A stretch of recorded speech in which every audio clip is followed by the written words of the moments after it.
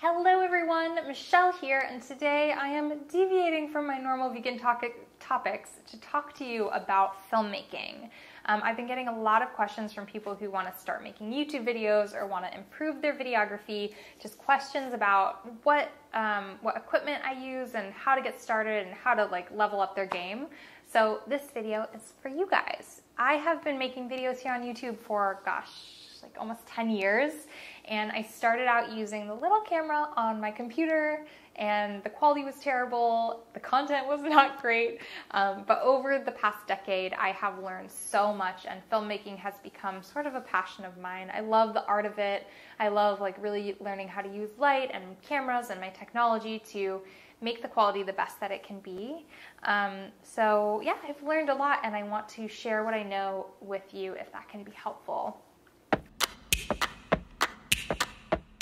So my first recommendation for you guys, if you're just starting out, if you're new to wanting to try and do some YouTube videos or just create videos for whatever purpose, but you're not really sure yet, the answer is your cell phone.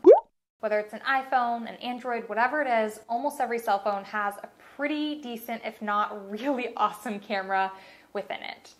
You don't need some fancy camera to make awesome videos. It's truly about the content, the lighting, your eye, the set that you're creating, and you can get really, really awesome videos with an iPhone. I film a lot of my more casual videos with my iPhone. It's always on me, it's always ready to go. It adjusts all the lighting and everything for you, so you always look pretty good in the video, and the sound is decent, it captures good sound. So it's a great way to just film easy videos. Then you can go and edit them and upload them and not have to think about much more. What you will need to start doing this is editing software. So if you use a Mac computer, then you're in luck because it's great for video editing. It already comes with iMovie, so you could use iMovie for free to start editing videos and get a feel for it. If you know you want to be making videos long term for years to come, definitely invest in Final Cut Pro. It's a few $100s if you can afford it. It's such a good investment, and then you only really have to learn one system. It's pretty intuitive. I never took classes or anything. I learned it all just by playing with it, trial and error, Googling a lot, watching a lot of videos, and just doing a search anytime I had a question about how to do something using Final Cut Pro. So Final Cut Pro X, top recommendation for editing software. You can use it for iPhone videos and beyond. So that's my first recommendation. For sound, I think there are ways that you can attach a lavalier mic or something to get slightly better sound, but there's not too much you can do with the iPhone, so that's the only kind of limitation there. But still, when you're filming, if you're filming a what I eat in the day video, you can set all different camera angles and get the pouring of the coffee, and then zoom back and get you talking about the situation. Everything you can do with a fancy camera like what I'm using here, you can pretty much do the basic version using a cell phone. So that's my top recommendation, and I still use that quite often in filming. But let's go to the next level. This is going to be a camera that a lot of YouTubers use and that I use very often. I highly recommend it. I sort of use as my vlog camera, my more committed out and about vlog camera. This is the Canon G7x. It looks like a standard point and shoot camera, but this is a camera that's built mostly for vlogging. So it has a really nice function where the screen pops up. So when you're filming, you can see yourself and make sure everything's being captured as you want it. It has decent sound. It has really good autofocus. It actually is a touch screen, so you can touch your eye and make sure it's focusing on your eye. That's really handy. And it has amazing image stabilization, which is pretty important because if you're just out and about shooting at a sanctuary, shooting wherever you're at a restaurant, and your hands are moving around, it's not going to be very stable, but this makes it look smooth like vegan butter. Yeah, this camera is just great. It takes the thought out of filming, but you get really, really high quality footage that then you can edit into an awesome video. So yeah, I would recommend this. It's not cheap. These cameras run around $600, and I think there might be a newer version than the G7X, but I love this camera. Tons of YouTube bloggers and bloggers use this. and it's great. It's an investment, but it's worth it if you're going to be using it a lot all of the time. Next up is if you want to kind of take your filmmaking and your videos to the next level and really kind of polish them a bit more and kind of appreciate the art of filmmaking, then I would recommend the camera that I am filming on right now, which is the Panasonic LUMIX GH4. It looks like a DSLR camera, but it's not. So DSLR cameras are built for photography primarily, and they've just added on video functionality secondarily. And what you need, like the functionality you need for a photo camera versus a video camera, are quite different. So when you're buying a camera that was built for photography and then you're using it as your video camera, there are sacrifices. Oftentimes it comes up with the sound, it comes up with focusing, it comes up with the screen not working how you want it to, with the lens sounds, all sorts of different issues can come up when you're using those cameras that weren't built for filmmaking, which is what's so beautiful about the Panasonic GH4 is this is a camera that was built for filmmaking, but it functions sort of like that DSLR. It comes without a lens, so it has attachable lenses, so you can really control the quality and the look of your videos by getting different lenses. And you can, adjust the aperture, the shutter speed, all of the things that you'd be adjusting on a photography camera, you can adjust on this as well. You can add external audio, you can add a microphone on top, you can plug in like what I'm wearing, which is a lavalier microphone. This camera I use like 95% of the time for all my videos that I want to be like higher quality, and I feel like it's really future-proofed. I can just use various equipment to make this camera do almost anything that I want it to. I love this camera so much and highly recommend it for anyone who wants to kind of get into cool creative filmmaking. Okay, some things that you need to know about this camera and little add-ons. First is the lenses. So you buy this camera, costs you maybe $1,000 for the body, but there's no lens. So you can't actually use it until you get a lens. And what I use for this camera is, what's on here right now, is a 25mm f1.8 lens, which actually functions similar to a 50mm lens on a full-frame camera. Kind of complicated. This is a micro 4/3 camera. It allows the body and the lenses to be smaller than the other cameras and more lightweight while still capturing the same type of footage that the bigger DSLR cameras would. Kind of confusing, but basically the lenses that you use on this camera are different.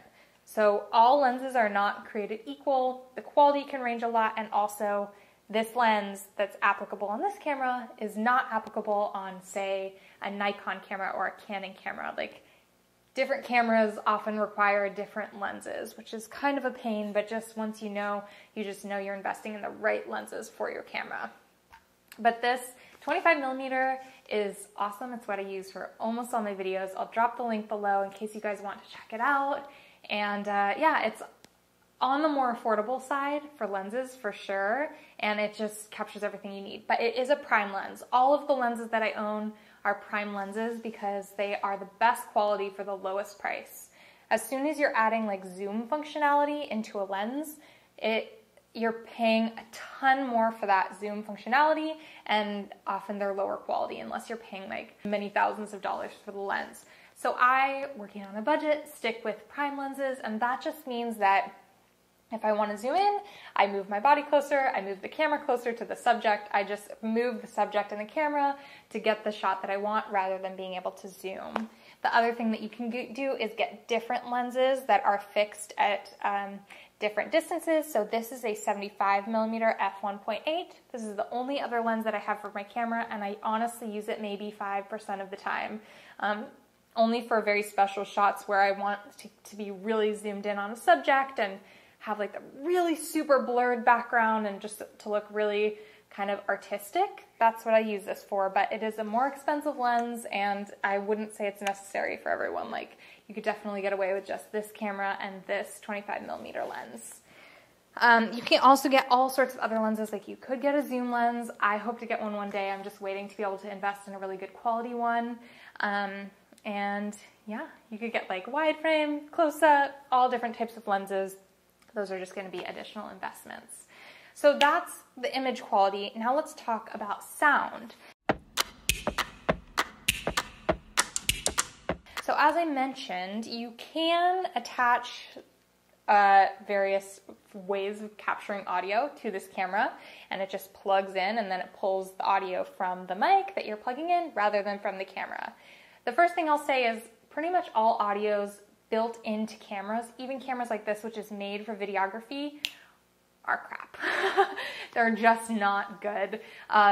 Video cameras are made to have external audio attached because the most important thing with audio is just getting the microphone as close as you can to the source of the noise, like the mouth or wherever you're speaking from, wherever the noise is coming from, you want the mic to be as close to that as you can. And it's just difficult to have something like that built into a camera. So one of the things that a lot of people use are these directional microphones. This is by Rode, a very well-rated brand, and it just sits on top of your camera and points to the person who's talking at it. And so the idea is that it's capturing sound coming directly at it this way and not all of the sound around it over here. Great. I rarely use this because it just doesn't get high enough quality for what I want. I find that lavalier mics work much better because you can get the little microphone, you can attach it right near the source of the sound. So my preference is using lavalier mics whenever I can.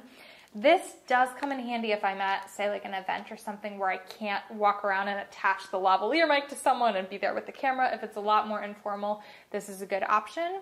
But yeah, I prefer lavalier mics. The one that I always use all the time, this bundle of messy wire, is this split. Let's see if you can see it. It's got two little microphones on it. I guess I can actually show you. So it's a split. So it's a lavalier mic that's meant for like interviews, or if there was going to be two people on camera, one could attach to each of their shirts.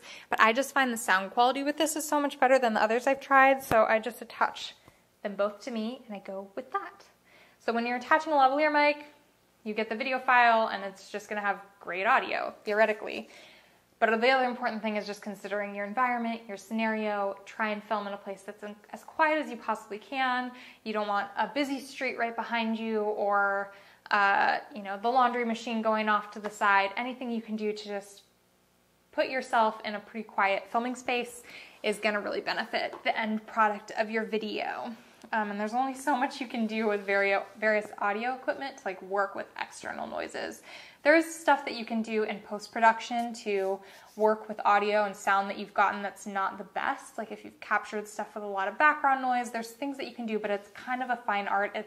People make a lot of money trying to salvage badly recorded audio, and it never really comes out perfectly. So the best thing you can do is capture as good of audio as you can at that time. One other option that I'll show you for collecting audio, for capturing audio, is using a completely separate recorder like this or this. These are Zoom recorders. This is kind of like a more professional, higher quality, more capabilities one, and this is like a really simple little recorder you can stick in your pocket. So you can take a recorder, you can attach a microphone to your recorder. It could be a lavalier mic, it could be, in this case, I have an actual handheld microphone that I'll like do interviews on the street, and it'll be recording the audio into the recorder onto a little micro SD card that then you can put in your computer, and then later when you're editing it in Final Cut Pro, you're going to have the video file with the sound that the video captured, and then you're going to have this extra audio file that you captured separately on your recorder. And then Final Cut Pro can actually match the two audio, so it takes the audio that your camera's getting and the audio that the recording's getting, and if it's pretty similar, it will be able to match them, and then you just take away the audio that was recorded on your camera, and boom, you have beautiful audio that was recorded on professional audio recording equipment, really clean and nice. And the other nice thing about that is, like, if you're wearing this, I can be as far away from the camera as I need to, and it will still capture the audio beautifully. So if you're filming people on the go or something, this can be a really good option, and then you can just connect the audio in post-production and match them up and get really clean, beautiful audio. So that's one of my favorite things to do, especially when I'm filming like weddings and stuff, but even if I'm filming just more creative videos where I'm out and about trying to film people, like someone at a sanctuary telling me about the animals. I'd put this microphone on them, set up the little lavalier so they can walk around anywhere, and I'll be capturing clean audio, and I can just be kind of stationed with the camera. Okay, hope that makes sense. those are my main things that I use for audio. I mean, the only other thing to consider is if you are recording someone else, like doing interviews or something like that, and you're behind the camera, sort of directing, you want to be able to hear and make sure that the audio is coming in really clean as you're recording. So that's why having a nice pair of audio headphones that can plug into your camera is great, because then you can sit there behind the camera, you can see what's happening, and you can hear what it's recording, which is so, so handy. This will save you from many a times where like your microphone goes out, and if you miss that, you've just lost that footage. So this will save you. But if you're just filming yourself, then that doesn't really come in handy, so you wouldn't need that. Okay, on to like the more super pro. If you're doing more really styled, high professional shoots, then the stabilization of your camera is going to be important. So I shoot handheld with this Panasonic GH4 often, and I'll just use various techniques like making sure your elbows are tucked right against your body, and then holding the camera out using the strap around your neck to like really stabilize it. You have multiple points of like stiff stabilization. So there's various techniques that you can use to stabilize the camera if you're holding it by hand. Definitely look that up if you're going to be shooting by hand and walking around. But of course you can also stick it on a tripod or stick it on a monopod.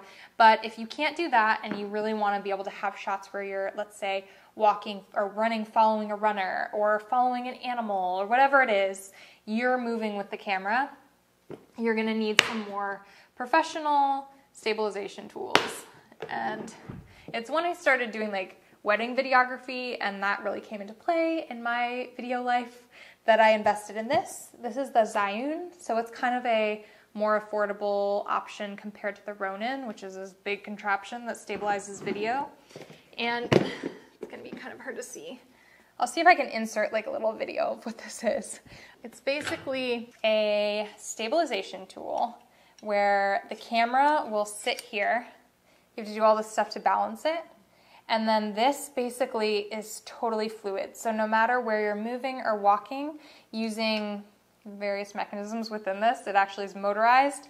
It will keep your camera super, like the footage will be butter stable. It's really nice. So I could walk behind someone, or I could get like glide shots. I can do a whole bunch of things that you used to need all these different tools for, but I could just do it on that.